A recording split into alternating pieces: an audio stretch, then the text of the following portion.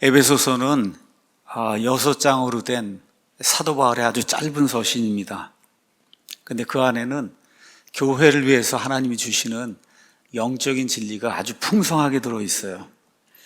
특별히 4장 17절부터는 어떤 사람이 구원받은 뒤에 하나님의 교리를 든든히 세워가면서 각자가 어떻게 살아야 되는가, 구원받고 곧바로 천국에 가면 아무 문제가 없어요. 근데 문제는 구원받은 이후에 이 땅에서 살아야 할 삶이 있습니다. 그렇죠? 그 일을 위해서 성화라고 하는 그런 과정이 있어요. 영어로 sanctification 이렇게 되어 있는데, 성화. 이 성화는 어디 절간에 가서 이루는 게 아니고 가정에서 이루는 거예요. 또 이렇게 교회에서 이루는 거예요. 우리가 이렇게 모여갖고 교회라고 한 공동체를 이루는데, 이 교회에서 이루는 거고, 또 직장에서 이루는 거고, 우리 사회에서 이루는 게, 이게 성화입니다.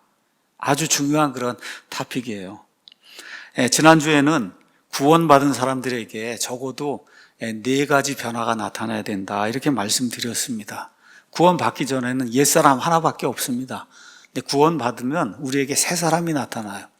그래서 새 사람이 자꾸 말씀에 의해서, 성령님의 인도에 의해서 양육이 돼서 이렇게 자라게 되면, 그러면 새 사람의 행위가 나타나게 돼 있다. 성경이 그렇게 이야기하고 있습니다. 그래서 25절 가서 보면, 거짓말을 버리고 각 사람이 자기 이웃과 더불어 진리를 말해라. 그래서 진리를 추구하려고 하는 그런 변화가 반드시 생기게 돼 있다. 이 진리는 성경 말씀이기 때문에 성경 말씀을 이해하고 어떻게 하든지 연구하고 어떻게 하든지 내 삶에 적용하려고 하는 그런 일이 구원받은 사람에게는 필연적으로 나타난다. 두 번째는 26절에서 27절, 마귀에게 틈을 주지 않으려고 노력하는 그런 일이 나타난다. 그래서 여기에는 구체적으로 화를 내도 죄를 지으면 안 된다, 이런 말씀이 있었습니다. 속히 풀어야 된다. 그 다음에 이제 28절에는 자기 삶은 자기가 책임지는 무상복지, 무상의료, 무상으로 국가가 해준다고 하는 거, 여기 의지하는 사람은 진정으로 구원받은 사람이라고 보기가 어려워요. 자기 삶은 자기가 책임지는, 그리고 자기 삶뿐만 아니라 주변의 이웃들에게까지 하나님의 유익을 끼치는 그런 사람이 되려고 노력하는 게 반드시 나타난다. 그 다음에 4번째, 부패한 대화, 더러운 대화는 입 밖에 내지 않는다. 이런 것이 구원받은 사람에게 반드시 나타나게 돼 있다 말씀을 드렸고, 이런 것들이 없으면 그러면 성령님이 슬퍼하신다, 그 말씀이 30절에 기록이 돼 있어요. 구원을 잃어버리는 게 아니라 구원의 기쁨을 잃어버린다, 그렇게 말씀을 드렸습니다. 그래서 성령님의 영원한 내주, 영원한 봉인에 대해서 여러분에게 이제 말씀을 드렸고, 오늘은 그 이후에 사도 바울이 우리에게 이야기해 주는 4구절 가지고, 구원받으면 예수님처럼 용서하는 사람이 되어야 된다, 이런 제목으로 오늘은 특별히 가정과 교회를 깨는 요인들, 가정에 불화가 있고 교회에도 불화가 있고 사람이 모여 살기 때문에 그런 불화가 있잖아요. 그래서 구체적으로 하나님께서 가정과 그 다음에 교회를 깨는 요인이 무엇인가 이렇게 말씀해 주시니까, 그 요인들을 알아야, 그래야 용서가 가능한 거예요. 요인들을 알고 그 요인들을 어떻게 하든지 제거해야, 그래야 용서가 가능한 겁니다. 그래서 어떻게 용서할 수 있는가, 이거 역시 중요한 그런 주제이기 때문에 오늘 4구절을 가지고 여러분에게 말씀을 드리도록 하겠습니다. 먼저 31절에는 인간 관계를 깨는 4가지 중요한 요소가 들어있습니다. 4가지 요인들이 들어있어요. 이것들을 깨고 이것들을 버려야, 그래야 용서가 가능하다, 성경이 그렇게 이야기하고 있습니다. 다시 말씀드려요. 오늘은 가정과 교회를 깨는, 부수는, 인간관계를 깨어 부수는 이러한 요인들 4가지를 같이 한번 살펴보려고 합니다. 모든 쓴 것과 진노와 분노와 소리 지르는 것과 비방하는 것, 그 다음에 모든 악의, 이런 것들, 쓴 것, 진노, 분노, 소리 지르는 것, 비방하는 것, 그 다음에 모든 악의, 이거를 버려야 그래야 진정한 용서가 가능하다. 성경이 이렇게 이야기하고 있어요. 그러니까 우리 가정에 우리 교회에 이런 것들이 가득 차면 그러면 결코 용서가 되지 않습니다. 불화가 생길 수밖에 없다. 그 얘기를 하고 있는 거예요. 이런 것들은 우리 인간이 자연적으로 본성적으로 가지고 있는 악이에요. 영어로 얘기하면 내추럴한 거예요. 내추럴. 태어나면 다 누구나 이런 거 하는 거예요. 내추럴해요. 내추럴.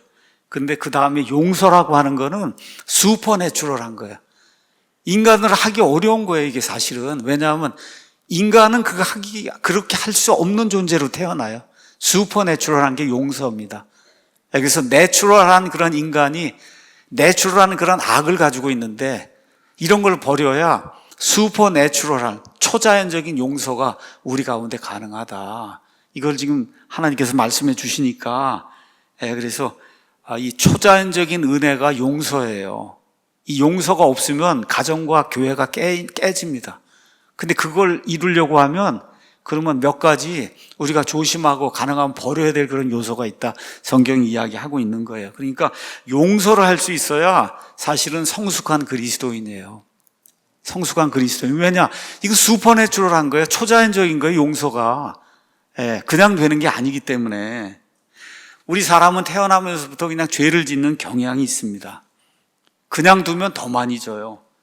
그래서 그냥 내버려 두면 구원받은 사람도 불신자하고 거의 비슷하게 삽니다. 그냥 내버려 두면. 어떤 면에서 쓴 것, 진노, 분노, 소리 지르는 것, 비방, 모든 악이 그런 면에서 그리스도인들도 그대로 내버려 두면 불신자하고 똑같기 때문에 그래서 사도 바울이 31절에 너희는 쓴 것과 진노와 분노와 소리 지르는 것과 비방하는 것을 모든 악의와 함께 버려라 그렇게 얘기하는데 누구에게 이야기하는 거예요? 믿지 않는 사람에게 이야기하는 게 아니에요. 누구에게 이야기하는 거예요?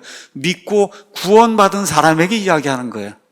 저와 여러분에게 이야기하는 거예요. 우리 가정에 이야기하는 거고 우리 교회에 이야기하는 거예요. 이건 믿지 않는 사람들에게 해당이 되는구나. 이렇게 그게 아니라 이 믿는 사람들도 그냥 내버려 두면 그러면 그냥 뭐가 나와요? 쓴 게 나오고 진노, 분노, 소리 지르고 그 다음에 비방하고 악의를 품는 게 자연스럽게 나오기 때문에 바울이 믿는 사람들, 믿는다고 믿음을 고백하는 특별히 에베소 교회는 좋은 교회란 말이에요. 그 좋은 교회 성도들에게 이것들을 버려야 된다. 지금 그렇게 이야기하고 있으니까 전 우리 교회가 좋은 교회라고 생각합니다. 좋은 성도들이라고 생각해요. 그래서 바울이 이 좋은 교회, 좋은 성도들에게 이걸 버려라 그렇게 얘기하니까 저도 이 자리에 서서 이 모든 걸 우리가 같이, 나도 포함해서 같이 버려야 된다. 이걸 여러분에게 이제 말씀을 드리려고 합니다. 자, 첫 번째 가서 보면 쓴 것이 나오는데 영어로 비터니스 이렇게 돼 있어요. 쓰다는 거예요. 써요. 그래서 이제 비터라고 하는 그런 단어를 제가 영어 사전에 가서 찾아봤더니 첫 번째는 쓰다. 약을 먹으니까 쓴 거. 그게 비터라는 단어예요. 두 번째는 모질다.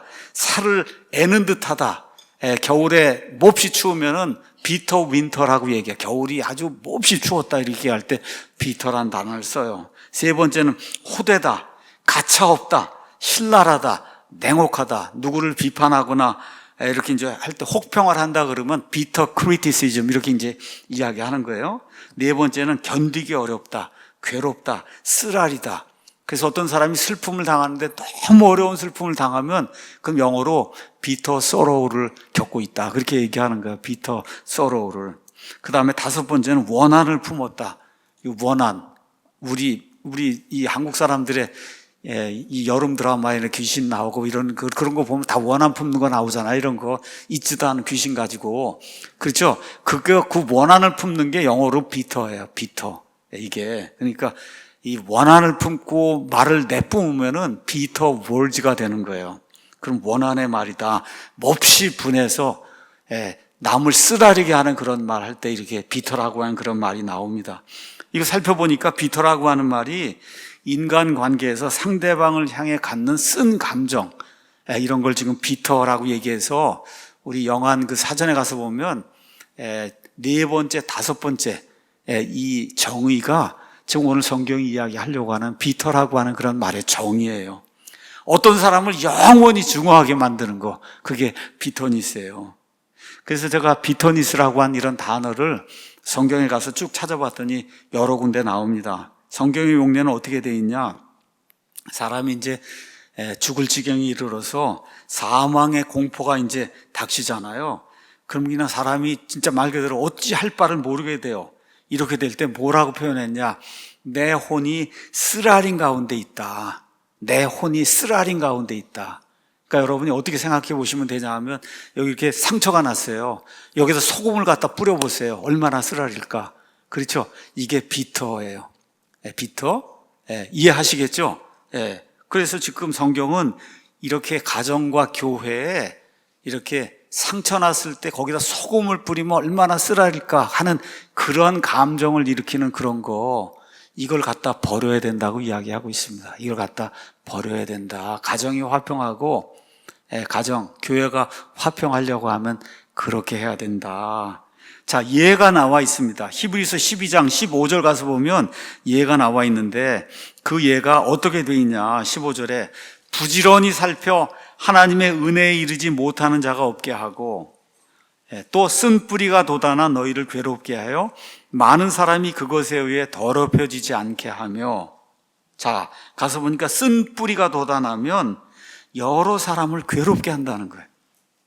쓴 뿌리가 돋아나면 그게 가정의 아버지든 가정의 어머니든 교회 목사든 집사든 교회 성도든 하여튼 가정과 교회에 쓴 뿌리가 돋아나면 여러 사람을 괴롭게 해요. 그렇게 되면서 더럽혀지는 그런 일이 생긴다. 깨끗해지지 않는다는 거예요. 이렇게 하고는 하나님의 말씀이 누구를 쓴 뿌리의 예로 드냐? 16절 17절에 에서를 쓴 뿌리의 예로 드는 거예요. 에서. 야곱과 에서 아시죠? 이삭의 두 아들 야곱과 에서. 음행하는 자나 혹은 먹을 것 한 조각을 위해 자기의 장자권을 판 에서와 같이 속된 자가 있지 않게 하라. 너희가 아는 바와 같이 그 뒤에 그가 복을 상속받으려 하였을 때 거절당하였으니 하나님의 은혜에 이르지 못했다는 거예요. 그가 눈물을 흘리며 간절히 뜻을 돌리기를 구하였으나 뜻을 돌릴 곳을 찾지 못했다고 이야기하면서 쓴 뿌리의 대표적인 사례로 지금 여기서 성경이 에서라고 한 사람을 들고 있습니다. 여러분 창세기 28장 가서 보시면, 그러면 야곱이 자기 아버지 이삭으로부터 축복받는 그런 내용이 나와요.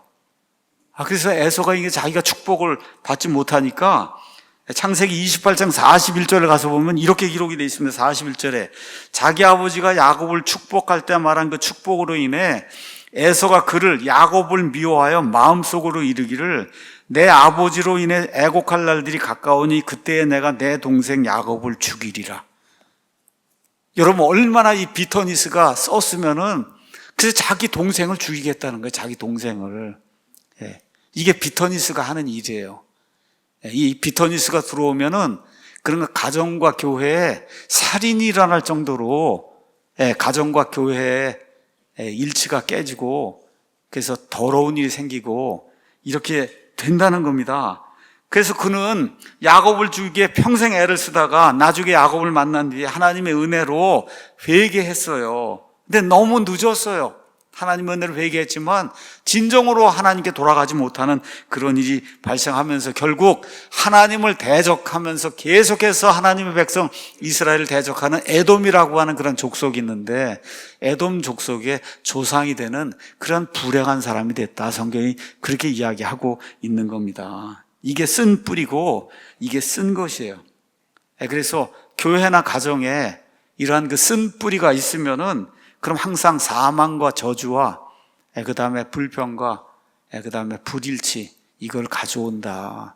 이거를 피해야 그래야 용서가 가능하고 화평한 가정과 화평한 교회를 이룰 수 있다. 성경이 이야기하고 있는 겁니다. 자, 그 다음에 이제 가서 보니까 진노와 분노를 버려야 된다. 지난주에 살펴본 것처럼 26절에 화를 내도 죄는 짓지 말라. 그러니까 사람이라고 하면 불의한 걸 보고 잘못된 걸 보고 화를 낼 수 있는데 제가 지난주에 설명한 것처럼 화가 지나쳐갖고 그래서 어떻게 돼요? 이성을 잃고 자멸할 정도로 화가 커지면 그게 진노가 된다고 이야기했잖아요. 분노가 시작이 돼서 이거를 컨트롤 못하면 그러면 진노가 되는데, 이런 진노가 가정과 교회에 팽배하게 되면 그런 가정과 교회가 설 수가 없다는 거예요. 그래서 이걸 버려야 된다. 버려야 된다. 야고보서 말씀에 따라서 사람의 진노가 하나님의 의를 이루지 못한다. 이거를 꼭 기억을 해야 되는 거죠. 대표적인 사례가 성경에 가서 보시면 사울이라는 그런 사람으로 성경에 나타납니다. 이 사람이 분노하고 진노하다 보니까 어느 정도까지 됐냐? 자기 사위를 죽이려고 그러고, 자기 아들을 죽이려고 그러고, 자기 딸을 죽이려고 그래요. 왜 그러냐? 자기 뜻대로 안 된다는 거예요, 일이. 여러분, 어떻게 이 세상 모든 일이 자기 뜻대로 됩니까? 어떻게 이 세상의 모든 일이, 가정의 일이, 교회의 일이 어떻게 자기 뜻대로만 돼요? 그게 안 되잖아요.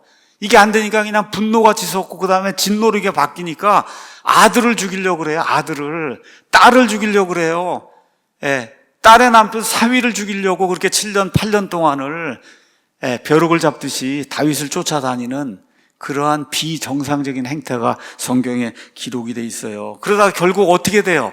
블레셋 사람들하고 싸우다가 자기 아들도 함께 전사했는데 그렇게 죽기만 하면 다행이죠. 근데 블레셋 사람들이 이 사울의 목을 딱 잘라갖고 이렇게 해갖고 이 머리를 들고 블레셋 사람들의 모든 도시에 다 돌아다니고, 이 사울의 몸은 벳산 성벽에다 갖다 이렇게 달아놓고 저게 사울이라 그러고 이렇게 조롱, 멸시 이렇게 하는 그런 일이 성경에 기록이 돼 있어요.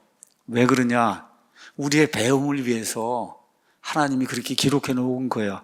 죽어서도 이렇게 모멸과 조롱을 당한다. 진노와 분노를 컨트롤하지 못하면 그런 가정이 망하고 교회가 망하고 왕국이 망한다고 이렇게 성경이 이야기하고 있는 거예요. 제가 지난주에는 한경 아르떼라고 하는 그런 채널이 케이블에 있어서 우연히 거길 들어갔더니 베토벤 영화를 하고 있었습니다.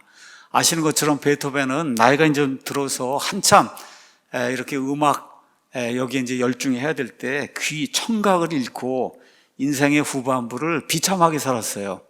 그 비참하게 사는 가운데 거의 마지막 부분에 만들어 놓은 이런 심포니가 유명한 코랄 심포니, 합창 심포니라고 하는 데가 나오는데 거기 연주 장면이 이렇게 영화가 돼서 이제 나오더라고요. 거기에 환희의 송가라고 하는 유명한 그런 곡이 나옵니다. 이게 막 연주가 되는데 어떤 장면이 나오냐? 이 베토벤의 어린 시절이 나오는 거예요. 중첩이 돼서 나오는 거예요. 그래서 아버지한테 그냥 피아노 못 친다고 그래갖고 학대를 받고 이렇게 해서 매 맞고 도망 다니고 하던 그게 이제 중첩이 돼갖고 그게 이제 결국은 이렇게 쌓여가지고 그래서 이 사람의 삶에 그냥 완전히 진노, 분노 이런 게 폭발하는 그런 일이 이제 생기는 이런 게 이렇게 중첩이 돼갖고 이렇게 나오더라고요. 이거 끝나고 나서 제가 영화 음악이 참 좋은 게 있구나 이렇게 보고 제가 파가니니를 한번 그 다음날 들었습니다. 파가니니 영화인데 여기도 가서 보니까 그냥 파가니니가 아버지한테 학대를 받아갖고 그래서 보니까 유명한 음악가들은 다 부모한테 일단 학대를 받아야 되나 보다 이런 생각을 하여튼 하게 됐거든요. 중요한 포인트는 뭐냐, 이렇게 아버지 어머니 학대를 받고 난 다음엔 어른이 돼갖고 분노, 진노를 참지 못하고 이게 폭발이 되니까 그러니까 정상적인 생활이 안 되는 거예요. 정상적인 생활이 안 돼요. 그래서 부모의 진노와 분노는 가정을 파괴하고 아이들을 파괴하는구나. 또 목사 마찬가지잖아요. 목사가 진노하고 분노하면 그럼 어떻게 되겠어요? 교회를 파괴하거든요. 그러니까 가정이나 교회나 국가의 지도자는 진노와 분노, 본인이 컨트롤할 수 없는 그런 진노와 분노 여기에 다다르지 않도록 하나님의 은혜를 늘 생각하고 그리고 자기 자신을 점검을 해야 되겠구나 이런 생각을 제가 하게 됐습니다. 세 번째는 너무 뻔한 거예요. 진노와 분노가 나오면 그 다음에 뭐가 나오겠어요? 소리 지르는 게 나오잖아요. 그렇죠? 소리 지르는 거. 성경이 뭐 여러분과 제가 모르는 얘기하는 게 아니에요. 그 다음엔 소리 지르는 게 나온다. 진노와 분노가 생기면 필연적으로 소리 지르는 게 나온단 말이에요. 자제를 잃으면 소리를 지르는 겁니다, 여러분. 그렇죠? 자제를 잃으면 소리를 지르는 거예요. 더 얘기 안 해도 될 것 같아서 이건 넘어가고, 그 다음에 이제 비방. 비방이 나오는데 비방은 영어로 evil speaking 이렇게 돼 있어요. evil, 악한 것을 말하는 거예요. 쓴 것이 이제 도를 지나치고 진노와 분노가 도를 지나치고 이러면은 상대방을 악한 말로 공격하는 게 나온다. 가정에서도 똑같잖아요. 남편과 아내가 이렇게 대화를 시작하다 뭐가 안 되면은 그러면 이제 evil speaking, 나쁜 걸 얘기하기 시작하는 거거든요. 목적이 뭐냐? 이렇게 나쁜 거 얘기해서 상대방의 인격을 밟아버리려고 하는 게 그게 비방이에요. 상대방의 인격을 밟아버리려고 하는 거. 여러분 요즘 다 아시는 것처럼 인터넷에서 저와 그 다음에 킹제임스 성경을 향해 여러 사람들이 내쏟는 그런 비방, 이런 거 여러분 보고 계시잖아요. 특징이 뭐냐? 우리가 하지도 않은 말, 우리가 하지도 않은 그런 주장을 허수아비로 세워놓고는 그로 인해 허수아비를 두들겨 패는 거예요. 두들겨 패요. 왜 그러냐? 자기 성격을 이기지 못해서 그런 거예요. 자제를 잃어서. 자제를. 여기에 대한 우리의 반응이 뭐예요? 그냥 내버려 둬라. 스스로 무너질 때가 올 테니까. 우리 침례 성도들, 베프티스트의 특징이 뭐냐? 영혼의 자유를 추구하는 거예요. 심지어 누가 우리를 이단이라고 그러고 뭐라 그래도 우리가 거기에 분개하고 그래서 맞대응하고 그런 일을 하지 않습니다. 그렇죠? 이렇게 하면서 로마 가톨릭 교회에서 많은 이런 침례 성도들 왜 침례 주냐 그러고, 그렇죠, 왜 어른만 침례 받아야 되냐 그러고 이렇게 해서 학대하고 많은 성도들 이게 순교하게 그렇게 만들었어도 폭력을 사용하지 않았어요. 폭력을. 그래서 우리는 폭력을 사용하지 않습니다. 그래서 거짓과 오류를 지적할 뿐이에요. 이것이 거짓이고 이것이 오류라고 지적할 뿐이고 이게 진리입니다를 보여줄 뿐이에요. 한 번도 뭐를 믿어라, 뭐를 사용을 해라, 뭐 이 성경을 사용을 해라, 우리 그런 적 없습니다. 한 번도 그렇게 하지도 않아요. 헌금 내라, 우리 교회에만 출석해라, 뭐 이 성경을 사용하고 우리 교회에만 와야 구원받는다. 여러분 이런 유치한 말이 어디가 있어요? 그렇잖아요. 그런 말 우리 사용하지 않습니다. 이런 자들 향해서 하나님께서 마련해 놓으신 하만이라고 하는 사람의 샘플이 있으니까 잘 이제 보시면 돼요. 자, 이제 다섯 번째는 뭐냐? 모든 악의를 버려야 된다. 악의는 영어로 멜리스 이렇게 되어 있는데 이게 아주 나쁜 거예요. 모든 악의 근원이 뭐냐? 한마디로 얘기하면 악의예요. 악한 의도를 갖는 거예요. 이게 누구에게 속해 있고 누구의 성품이냐? 이게 마귀의 성품이에요. 악의를 갖는 거. 어떤 사람이 악의를 갖냐? 어떻게 되는지 아세요? 어떤 사람이 잘 되거나, 그렇죠? 어떤 사람이 일이 잘 되거나 어떤 사람이 잘 살게 되면 그냥 배가 아픈 거예요, 여러분. 사촌이 땅을 사면 배가 아프다 그러잖아요. 우리나라 사람들은. 미국 사람들은 너무 좋다 그러고 가서 축하하는데 우리나라 사람은 사촌이 땅을 사면 배가 아프다. 그게 악입니다, 여러분. 악의예요. 어떻게 하든지 저 사람을 없애버려야 되겠다. 저 잘 사는 걸 어떻게 하든지 뺏어다가 내가 가져야 되겠다. 이게 악의예요. 심지어 교회 안에서도 악의를 품는 이런 사람이 많습니다. 이건 마귀의 성품인데 교회 안에서도 나보다 잘 되면 안 된다, 이런 생각을 갖는 사람들이 있는 것 같아요. 여러분, 교회 지도자가 되면 명심해야 될 게 있어요. 나보다 잘하는 사람을 써야 되는 거예요. 이왕이면 여러분 목사가 되고 뭐가 되면 나보다 설교 잘하는 사람이 여기 와야지. 그렇지 않습니까, 여러분? 그런 사람에게 자꾸 기회를 주고 하라 그러고 그리고 나는 물러나겠다고 이렇게 해야지 교회가 잘 되지. 나보다 못한 사람만 여기다 갖다 놓으려고 그러면 교회가 잘 되겠어요? 집사도 마찬가지고 교회 지역 인도자도 마찬가지고 뭐 하는 사람 다 마찬가지예요. 나보다 잘하는 사람이 있으면 그 사람 보러 하라고 이렇게 그 사람을 추천하고 그 사람의 기회를 주고 하는 게 그게 교회입니다, 여러분. 세상은 그렇게 안 할 수 있어요. 그렇지만 교회는 그렇게 하면 안 돼요. 왜? 이거는 나를 위해서 사는 데가 아니잖아요, 교회는. 예수님이 영광을 받고 하나님의 일이 더 크게 되고 하나님의 일이 이렇게 모든 사람이 기쁨을 주는 그런 일을 하려고 우리가 교회에 모였기 때문에 이 교회에서는 어떤 사람이 잘한다 그러면 그 사람을 세워야 되는 거예요. 그 사람에게 뭘 시키고 무슨 하라 그러고 하는 거, 그 일을 하는 게 교회입니다. 요한 1서에 가서, 요한 3서에 가서 보시면 디오드레베라는 사람이 나옵니다.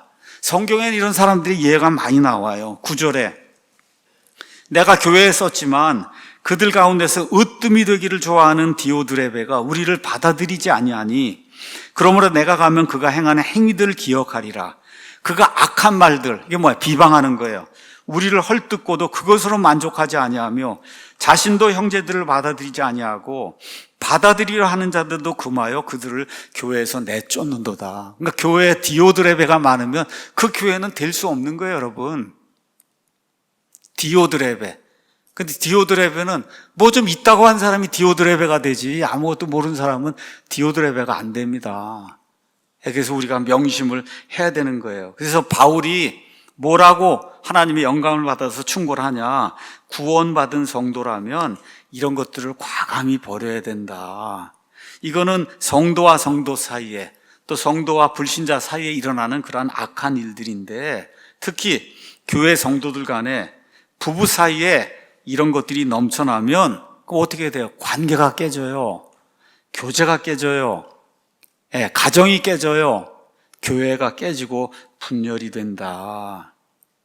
여러분, 제가 나쁜 사람 예만 드렸잖아요. 그 옆에, 에베소서 옆에 가면, 오른쪽으로 가면 빌립보서가 나옵니다.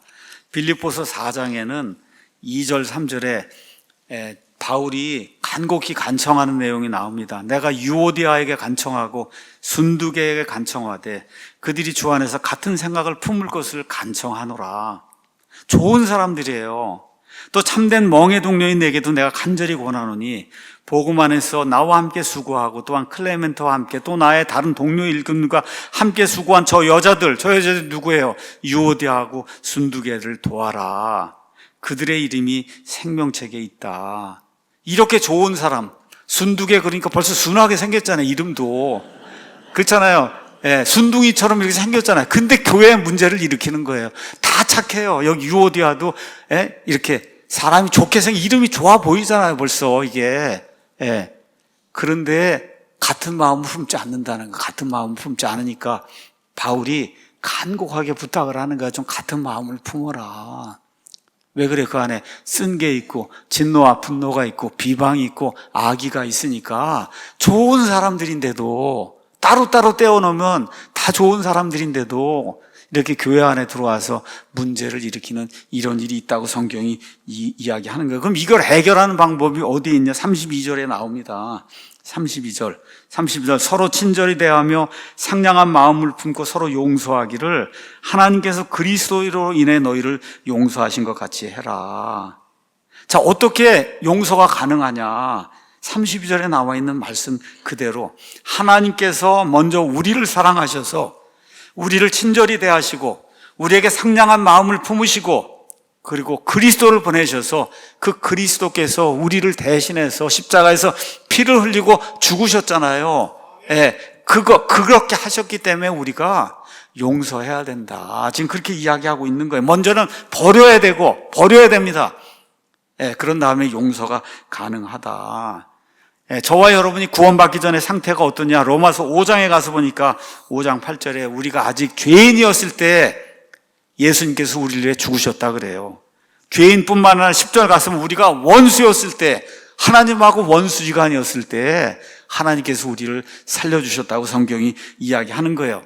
그러니까 저와 여러분의 구원받기 전의 상태가 뭐냐? 죄인인데 죄인 중에서도 하나님하고 원수로 지내던 그런 사람을 하나님이 살려주시고 용서해 주셨기 때문에 저와 여러분이 형제를 사랑하고 형제를 용서하고 이렇게 가정과 교회의 일치를 위해서 살아야 된다고 성경이 이야기하고 있는 거예요. 자, 이런 얘기하면 그러면 목사님 저 상대방의 죄, 비방, 비질을 다 수용하란 말입니까? 제가 말씀드렸잖아요. 다 수용할 수 없어요. 거짓을 어떻게 다 수용을 합니까? 다만 우리의 태도가 뭐냐? 상대방은 그래도 우리는 하나님이 예수님 때문에 우리를 용서하신 것 같이 용서하려고 하는 그런 마음을 베이스에 깔고 살아야 된다. 베이스에 깔고 살아야 된다는 거예요. 하나님의 친절하심은 심지어 불신자들에게도 나타난다. 누가복음 6장 35절에 너희는 너희 원수들을 사랑하고 선을 행하며 아무것도 다시 바라지 말고 빌려주라. 그러면 너희 보상이 클 것이요 또 너희가 가장 높으신 분의 아이들이 되리니 그분께서는 감사하지 아니하는 자들과 악한 자들에게 친절하시니라. 그러므로 너희 아버지께서 긍휼을 베푸시는 것 같이 너희도 긍휼을 베풀라. 이게 예수님이 우리에게 주시는 우리가 가져야 될 기본적인 태도입니다. 태도. 이러한 하나님의 친절, 하나님의 긍휼 때문에 로마서 2장 4절 보면 우리가 회개에 이르렀다고 성경이 이야기하고 있는 거예요.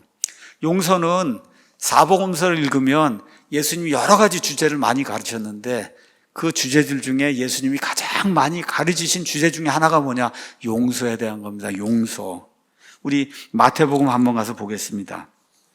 마태복음 18장 21절에서 35절에는 베드로가 예수님께 와서 내 형제가 죄를 지으면 내가 몇 번까지 용서하면 됩니까? 7번까지 용서하면 됩니까? 그러니까 예수님이 아니다. 어떻게 해요? 70번씩 7번까지 용서를 해라. 그렇게 얘기하면서 예수님께서 용서가 어떤 것인가를 비유를 들어서 설명을 해주세요. 23절에 그러므로 하늘의 왕국은 자기 종들로부터 회개 보고를 받으려는 어떤 왕에 비할 수 있다. 지금 여기 나오는 왕이 하나님이라고 여러분이 생각하시면 돼요. 그 계산을 시작할 때 그에게 10,000달란트 빚진 사람이 그에게 끌려왔는데 갚을 게 없어요. 그러니까 어떻게 해요? 엎드려서 용서해달라고, 이 빚을 좀 탕감해달라고. 그러니까 27절에 그 종의 주인이 불쌍히 여기는 마음을 가지고 그의 빚을 다 탕감해 줬다는 거예요. 그렇죠? 근데 그가 밖에 나갔더니 그에게 100데나리온 빚을 진 그의 친구가 이제 있었어요. 멱살을 잡고 돈을 갚으라고. 그런 내용이 이제 나옵니다. 그러니까 돈이 없다고 얘기하니까 어떻게 해요? 가서 감옥에 가뒀어요, 이 사람이. 그렇죠? 이 이야기를 쭉 예수님 이제 풀어나가시는 거예요. 자, 한번 보도록 하겠습니다. 여러분, 한 사람은 갚을 수 없는 빚을 졌는데 그 빚이 얼마냐? 10,000달란트다. 그래서 저기 10,000달란트 그러면 이해가 안 되니까 여러분에게 이제 우리나라 돈으로 이제 설명을 좀 하겠습니다. 우리나라 돈으로 1달란트는 당시에 얼마냐? 6,000데나리온이다. 그렇게 얘기해요. 6,000. 1데나리온이 한 사람이 나가서 하루 노동을 하면 벌 수 있는 그런 돈이 1데나리온이에요. 그러니까 지금식으로 얘기하면 그냥 하루에 10만 원을 버는 거다. 그게 1데나리온이에요. 1데나리온. 자, 그러면은 6,000데나리온이니까 1달란트는 6,000데나리온. 1달란트가 얼마냐? 6억 원인데 6억 원의 빚을 진 게 아니라 10,000달란트의 빚을 졌으니까 얼마의 빚을 졌냐? 6조 원의 빚을 진 거예요. 6조. 여러분, 6조를 어떻게 갚습니까? 6조를. 지금 예수님이 그 얘기를 하는 거예요. 이거는 도저히 인간이 갚을 수 없는 그런 커다란 이 빚을 이야기하기 위해서 한 사람은 주인에게 6조 원을 빚을 졌고 다른 사람은 그 사람에게 얼마를 빚을 졌냐? 100달란트. 그렇죠? 100달란트 빚을 졌으니까 이거를 지금 돈으로 이제 환산하면 얼마쯤 되냐? 일당 10만 원씩 하면 1,000만 원의 빚을 진 거예요. 이건 갚을 수 있는 거잖아요, 여러분. 1,000만 원 정도는 갚을 수 있는 건데 6조를 어떻게 갚아요? 6조 원을. 지금 예수님이 그 얘기를 지금 하고 있는 거예요. 도저히 갚을 수 없는 빚을 진 사람이 하나가 있고 그래도 노력하면 갚을 수 있는 빚을 진 또 하나의 사람이 있다. 하나는 6조 원, 하나는 1,000만 원. 그렇죠? 그런데 이 도저히 갚을 수 없는 빚을 진 이 사람이 용서를 받았단 말이에요. 탕감을 받았어요. 그러면 여러분 6조 원을 탕감받았으면 1,000만 원 탕감해 주는 게 뭐가 큰일이에요. 그렇죠? 근데 나가서 멱살을 잡고 감옥에 갖다 넣었다는 거예요. 그러니까 이 왕이 나중에 뭐라고 판단해요? 저자를 어떻게 해요? 형벌 주는 자들에게 감옥에다 집어넣고 영원 무궁토록 나오지 못하게 그렇게 해라. 예수님이 그 얘기를 했다고 지금 이 비유를 이야기하는 거예요.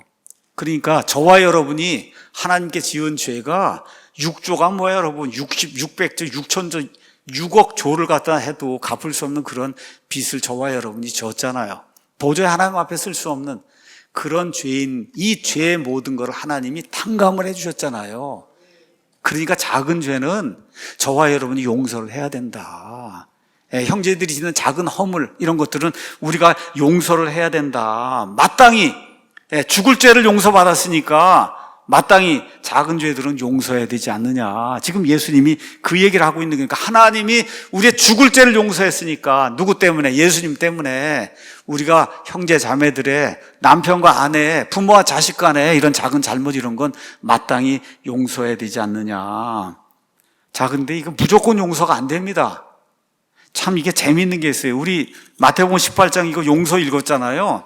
요 바로 위로 한번 가서 보세요. 마태복음 18장 동일하게 15절에서 20절 가서 보면 내 형제가 내게 범법하거든 가서 너와 그만 따로 있을 때 그의 허물을 얘기해 주고 말을 안 들어요. 그럼 두세 명이 가서 또 얘기하고 말을 안 들으면 교회가 가서 얘기하는데 교회가 또 얘기해도 말을 안 들으면 어떻게 하라 그래요? 거기 가서 보니까 17절에 그를 이교도나 세리같이 여겨라.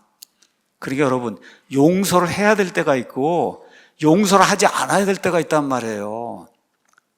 그걸 잘 구분해야 되는 거예요. 잘 구분.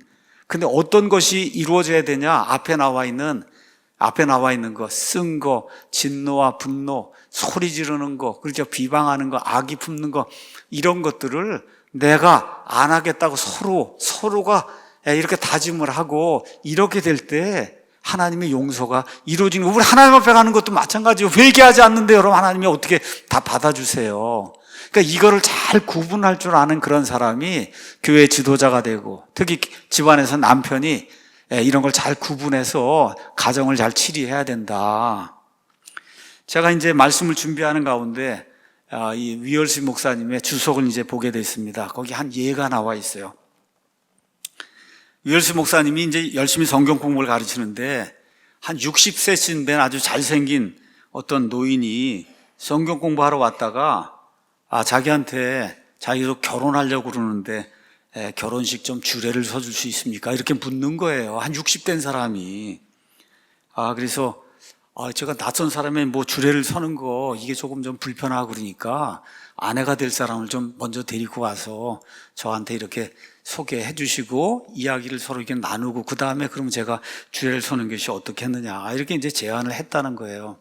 그랬더니 이 사람이 이제 설명을 하는 겁니다. 신부를 제가 데려오기 전에 이 결혼식에 대해서 제가 좀 설명을 좀 드리겠습니다, 목사님. 우린 둘 다 전에 결혼한 적이 있는 그런 사람입니다. 근데 제가 데려오려는 그 사람은 30년 전에 나하고 결혼했던 사람이에요. 30년 전에 저하고 결혼했던 사람입니다. 30년 전에 결혼했다가 말다툼이 심해서 제가 화를 내갖고 헤어졌습니다. 그러다 어리석은 짓을 하고 이혼을 하고 둘 다 너무 자존심이 강해서 30년 동안 사과하지 못하고 둘이 싱글로 지금까지 살아오다가 그렇죠? 그래서 뭐예요? 쓴 것, 진노, 분노, 소리 지르는 거 이게 그냥 넘쳐 이렇게 되니까 그냥 며칠 살아도 보지 못하고 그냥 너무 자존심은 세고 이렇게 돼갖고 서로 헤어졌는데 일이 잘못돼갖고 여태 싱글로 이혼하고 싱글로 이제 살아왔습니다. 그동안 우리는 각자 혼자 살았는데 지금 60이 돼서 보니까 얼마나 우리가 어리석었는가를 이제 알게 됐습니다. 쓴 것 때문에 삶의 기쁨을 다 빼앗겼지만 하나님께서 허락하시면 이제 다시 재혼해서 죽기 전에 하나님 주시는 그런 행복을 좀 누리고 싶습니다. 뭐 데려올 필요도 없죠. 뭐 자기 옛날 부인이라고 얘기하는데 뭘 데려와요? 더 이상 얘기할 필요도 없잖아요. 여러분 이해하시겠죠? 이 쓴 것, 진노와 분노, 그 다음에 비방하는 거, 소리 지르는 거, 자제력을 잃는 거 이렇게 해갖고 악의를 품게 되면 그러면 서로 사랑한다 그러고는 결혼하고는 며칠 지나지 못해서 거기에 뭐가 또 작용해? 자존심이 또 이게 작용을 해서 한번 이걸 누르지 못하면은 그러면 가정이 깨지는 거예요. 근데 이게 지금 30년 지나서 돌아보니까 너무 어리석다는 거예요. 이거 정말 사소한 일, 별것도 아닌 그런 일 가지고 소리를 지르고 분노하고 상대방을 향해서 이 증오를 표현하고 지금 이랬는데 이게 결국은 부부간의 애정을 또 우정을 이렇게 깨트리는 그런 일이 됐습니다. 그리고 지금 고백을 하고 하나님이 함께 하시면 이제라도 다시 결혼하고 이혼했으니까 다시 결혼해야죠. 어떻게 하겠어요? 법적으로. 그러니까 살고 싶습니다. 그런 이야기를 하더라고요. 그래서 우리 교회나 다른 교회도 이런 분들이 있으면 다시 결혼하면 좋겠다. 그런 생각을 제가 하게 됐습니다. 자, 초점은 뭐냐? 부부 간에, 부모 자식 간에, 교회 성도들 가운데, 또 사회 직장 생활하는 가운데, 이게 별거 아닌 걸로, 별거 아니에요. 근데 이 자존심이 허락하지 않고, 이렇게 되면서 거기에 쓴 거, 비터니스가 그 안에서 이렇게 움떠서 싹을 트기 시작해서 이게 쓴 뿌리가 되고, 이렇게 하면 소리 지르고 비방하고 악의를 표출하고 이렇게 되면 가정이 깨지고, 그죠? 부부 관계가 깨지고 부모 자식 간의 관계가 깨지고 교회 안에서도 여러 가지 악한 일들이 생기는 거, 정말 지난 14년, 15년 동안 우리 교회 안에서도 그런 일이 생기면 안 되는데 그런 쓴뿌리가 돋아나서 여러 사람을 괴롭게 하는 거 저도 목격을 하고 여러분도 많이 목격을 했을 거예요. 자, 그 뒤에 있는 두 구절만 잠시 이야기하고 마치겠습니다. 에베소서 같이 연결이 되어 있기 때문에, 그러므로 너희는 사랑스러운 자녀들로서 하나님을 따르는 자들이 되고 용서를 하려면 사랑이 있어야 된다. 그리스도께서 또한 우리를 사랑하사 우리를 위해 자신을 향기로운 냄새의 헌물과 희생물을 하나님께 드리신 것 같이 사랑 안에서 걸어야 된다. 걷는다고 하는 것은 생활을 한다는 이야기예요. 걷는다. 네. 이거를 걷는다 그대로 번역해야지, 이거를 또 생활한다고 번역하면 그건 성경 아닙니다, 여러분. 걷는 거예요. walk, 걷는 거. 예수님 안에서, 성령님 안에서 걷는 거. 자, 용서를 하려면 사랑이 있어야 되는데 왜 그러냐? 베드로전서 4장 8절에 있는 것처럼 사랑이 허다한 죄를 덮는다는 거예요. 사람이 허다한 죄를 덮으려고 하면 사랑이 있어야 되는데 그 사랑의 완전한 표출이 예수님의 십자가 사랑이라고 성경이 이야기하고 있는 겁니다. 자, 그럼 왜 우리가 사랑을 해야 되고 용서를 해야 되냐? 그리스도인이 하나님의 자녀이기 때문에 너희는 사랑스러운 하나님의 자녀들이다, 성경이 이야기하고 있잖아요. 우리가 다 예수님 믿음으로 말미암아 다시 태어나면, 그럼 성경의 표현에 따르면 하나님의 본성에 참여하는 자가 된다. 베드로전서 후서 1장 4절에 얘기해요. 우리가 지금 휴먼 네이처, 인간의 본성을 가지고 있는데 다시 태어나면 디바인 네이처, 하나님의 본성을 갖는다 그래요. 하나님의 본성 중에 하나가 뭐냐? 사랑하는 거예요. 물론 공의롭게 의롭게 집행하는 것도 있지만 동시에 사랑하는 게 있는 거예요. 그러니까 바울이 2절에서 사랑하느라 안에서 걸어라 이렇게 얘기할 때 우리가 할 수 없는 걸 하라는 게 아니에요. 저와 여러분이 구원받고 나면 하나님의 본성에 참여하는 자가 돼요. 그럼 어떻게 돼요? 사랑을 베풀 수 있는 능력이 예수님 때문에 우리 가운데 가능하다. 그래서 지금 사랑을 베풀라고 성경이 이야기하고 있는 겁니다. 두 번째, 예수님께서 값비싼 대가를 치르고 우리를 사셨어요. 자, 여기 2절 가서 보면 그리스도께서 또한 우리를 사랑하사 우리를 위해 자신을 향기로운 냄새의 헌물과 희생물을 하나님께 드리셨다. 여러분, 레위기를 읽지 않으면 이 내용을 이해를 못합니다. 레위기는 처음부터 끝까지 아마 27장까지 있는 걸로 아는데 27장까지 내용이 뭐냐? 하나님께 어떻게 향기로운 냄새의 희생물을 드리는가? 하나님께, 이게 레위기의 초점이에요. 구원받은 사람이 어떻게 하나님께 향기로운 냄새의 희생과 그 다음에 헌물을 드릴 수 있는가? 자, 레위기 1장 9절 가서 보면 그가 그것의 내장과 다리를 물로 씻을 것이요 제사장은 전부를 제단 위에서 태우는 희생물, 곧 주께 향기로운 냄새로 드리는 화제 헌물로 삼아야 된다. 여러분, 짐승을 가져다 기랑 드리는 게 아니라 이 짐승을 통째로 태워가지고 향기로운 냄새가 되도록 하나님께 드려야 된다는 거예요. 이게 하나님께 기쁨이 된다는 거예요. 예수님이 바로 저와 여러분의 죄를 없애고 죄를 제거하시기 위해서 구약시대의 그 재물 짐승이 죽어갖고, 그래서 온전히 다 태워져 갖고 하나님께 향기로운 냄새의 희생물이 된 것처럼 예수님께서 우리를 사랑하셔서 그래서 십자가에서 피를 흘리고 죽기까지 우리를 사랑하셔서 향기로운 냄새의 희생물이 될 정도로 우리를 사랑해 주셨기 때문에 이걸 생각하고, 그리고 남편과 아내, 그 다음에 교회의 성도들, 부모 자식 간에 사랑을 보이고 용서를 보이라고 성경이 이야기하는 거예요. 그러니까 용서는 희생이 없이는 안 되는 거예요. 저 사람이 다 나한테 잘못했다 그러면 그때 내가 용서하겠다. 여러분, 용서가 되겠어요? 여러분, 그게 용서가 되겠어요? 상대방이 다 나한테 잘못했다 그러면 그때 용서하겠다. 그게 용서가 안 되는 거예요. 예수님이 그렇게 우리를 용서한다 그러면 우린 죽을 때까지 가도 용서 못 받습니다.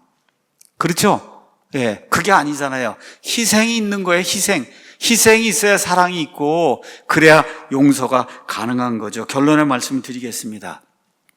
살다 보면 특별히 가정과 교회, 여기에서 인간관계를 파괴하는 그런 몇 가지 요소가 나옵니다. 쓴 것, 진노와 분노, 소리 지르는 것, 비방, 이런 악의, 이런 것들이 나와요. 이게 가정과 교회에 팽배하면 절대 가정과 교회가 평화롭게 유지가 되지 않는다. 인간관계를 회복하고 화평한 가정, 화평한 교회를 이루려면 이것들을 어떻게 버려야 된다고 이야기하는 거예요. 남편도 버리려고 노력해야 되고 아내도 버리려고 노력해야 되고 목사와 성도들이 다 버리려고 노력을 해야 된다는 거예요. 그리고 어떻게 해요? 그리스도로 인해서 하나님께서 우리를 용서하신 것 같이, 죽을 죄를 지은 이자를 용서하신 것 같이 상대방을 용서해야 되는데, 그 용서를 하기 위해서는 희생의 사랑이 있어야 된다. 희생이 없이는 불가능하다는 거예요. 우리 인간이란 무조건 용서하는 건 사실상 불가능하거든요. 그런데 최대한 예수님이 십자가에서 보여주신 그런 사랑으로 상대방을 이해하고 사랑하라는 명령을 우리가 받았어요. 또 사실 우리 가지고 있는 이 세 사람은 그 명령을 실행할 수 있는 능력, 하나님의 본성도 사실은 받았습니다. 그래서 예수님이 향기로운 냄새의 희생물이 된 것 같이 우리가 사랑 안에서 용서하고 생활하기 위해서 최선의 노력을 다해야 된다.